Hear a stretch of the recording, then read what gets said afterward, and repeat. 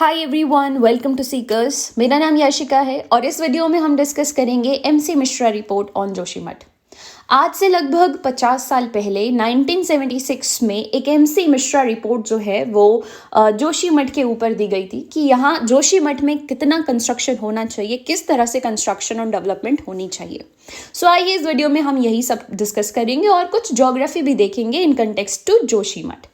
सबसे पहले हम बात करते हैं एमसी मिश्रा रिपोर्ट के बारे में कि एमसी मिश्रा रिपोर्ट कहती क्या है।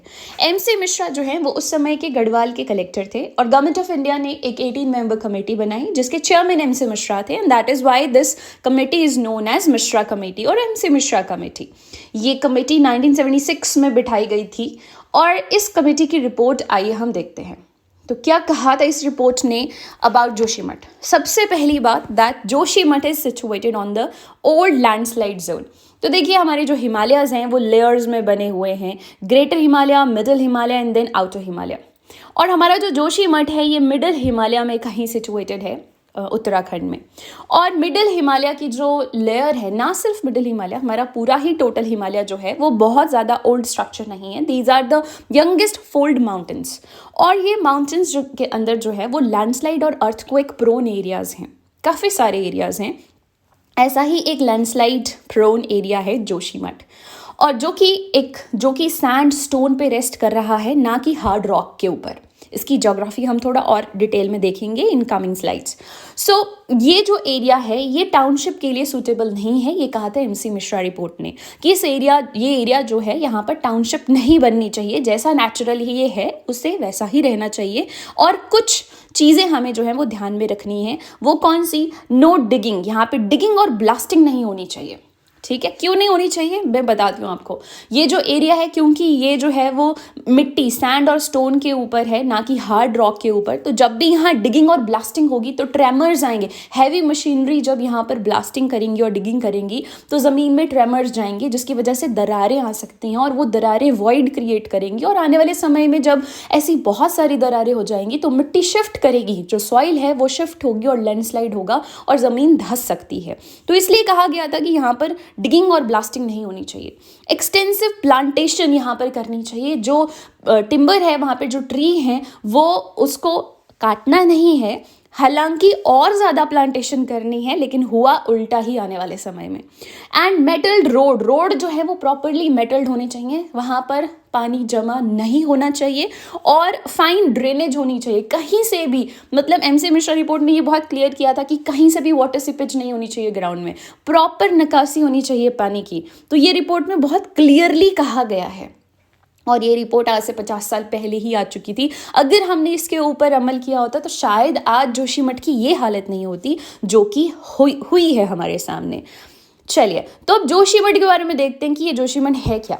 जोशीमठ नाम कहाँ से आया? देखिए 4 मठ हैं, 4 पीठ हैं हमारे देश में।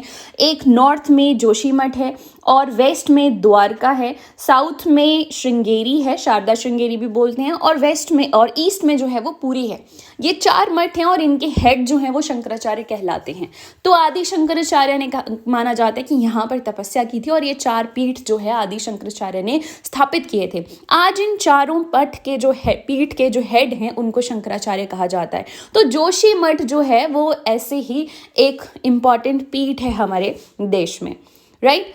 अब बात करते हैं, जो जोशीमठ है ये उत्तराखंड के चमोली डिस्ट्रिक्ट में आता है। चमोली डिस्ट्रिक्ट आपने बहुत बार सुना होगा लैंडस्लाइड के लिए।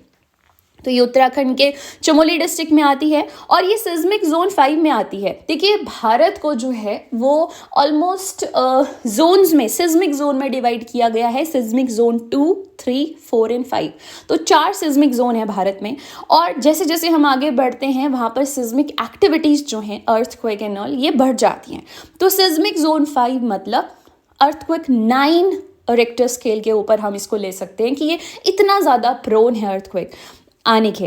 तो ये जो जोशीमठ है हमारा, ये सिस्मिक जोन 5 में आता है। यहाँ लैंडस्लाइड भी हो सकती है, अर्थक्वेक भी आ सकते हैं फ्रीक्वेंटली, ठीक है। एंड वाटर सीपेज जो है वो यहाँ पर हो सकती है। क्यों? क्योंकि नीचे सॉइल है। देखिए इसको थोड़ा समझते हैं। हमारा जो हिमालय जब बना था तो इंडियन सब कॉन्टिनेंट जो है वो यूरेशियन सब कॉन्टिनेंट के साथ टकराता है, और जब ये हैवी कॉन्टिनेंट्स आपस में, हैवी प्लेट्स, टेक्टोनिक प्लेट्स आपस में टकराती हैं तो यहाँ पर हिमालय की फॉर्मेशन होती है इन लेयर्स। जब हिमालय की फॉर्मेशन हुई तो बहुत सारी लेयर्स जो हैं वो यहाँ पर बनी, बीच में लावा भी ट्रैप हुआ। लावा देखिए ये थिक कॉन्टिनेंटल लेयर बनती है ऊपर, थिक कॉन्टिनेंटल क्रस्ट बनती है ऊपर, जिसकी वजह से लावा ऊपर नहीं आता, इसलिए हमारे हिमालय में वोल्केनोज नहीं है। बट स्टिल अंदर टेक्टोनिक प्लेट्स में जो है वो आज भी प्रेशर बना हुआ है, क्योंकि हमारी जो भारत की सब कॉन्टिनेंट प्लेट है वो आज भी यूरेशियन प्लेट को आगे की तरफ धकेलती है। तो ये प्रेशर क्रिएट होता है, जिसकी वजह से जो है वो यहाँ पर भूकंप आता है, और भूकंप की वजह से यहाँ पर लैंडस्लाइड भी होते हैं। तो ये प्रेशर कॉन्टिन्यूसली बनता है। भारत की सब कॉन्टिनेंटल प्लेट यूरेशियन प्लेट को आगे धकेलती है। यूरेशियन प्लेट इतनी बड़ी है कि वो आगे धकेली नहीं जाती है, जिसके कारण वो आगे की तरफ ना जाकर हिमालय जो है वो ऊपर की तरफ बढ़ रहे हैं। इसलिए आफ्टर सम टाइम जो है वो हिमालय की ऊंचाई जो है वो बढ़ जाती है, मतलब हिमालय लगातार ऊंचाई में बढ़ रहे हैं। इसका कारण भी यही है कि इंडियन सब कॉन्टिनेंटल प्लेट जो है वो यूरेशियन कॉन्टिनेंट प्लेट को लगातार आगे की तरफ धकेल रही है। तो हम मान सकते हैं कि हमारा जो हिमालय है वो स्टेबल एक स्ट्रक्चर नहीं है, उसके अंदर काफ़ी ज़्यादा एक्टिविटीज़ जो हैं वो चलती रहती हैं। ठीक है, अब हम बात करते हैं वाटर सीपेज की। जैसा कि मैंने बताया कि यहाँ पर सॉइल है बहुत ज़्यादा नीचे, और आसपास जो है वो नदियाँ हैं उत्तराखंड में। खास हमारी यहाँ अलकनंदा नदी जो है इसके बहुत ही क्लोज से बहती है जोशीमठ से। सो यहाँ पर वाटर जो है, जब नदी बहती है तो वाटर, कुछ सीपेज भी होती है वाटर की ज़मीन के अंदर, और कुछ ह्यूमन एक्टिविटी की वजह से वाटर सीपेज होती है, और ज़मीन के अंदर जो है वो बहुत सारे क्रैक्स इस तरह से बनते हैं। और ये वॉइड्स जब बनते जाते हैं, ये तो हो गई इंटरनल फोर्सेस जिनके ऊपर हमारा कंट्रोल नहीं है।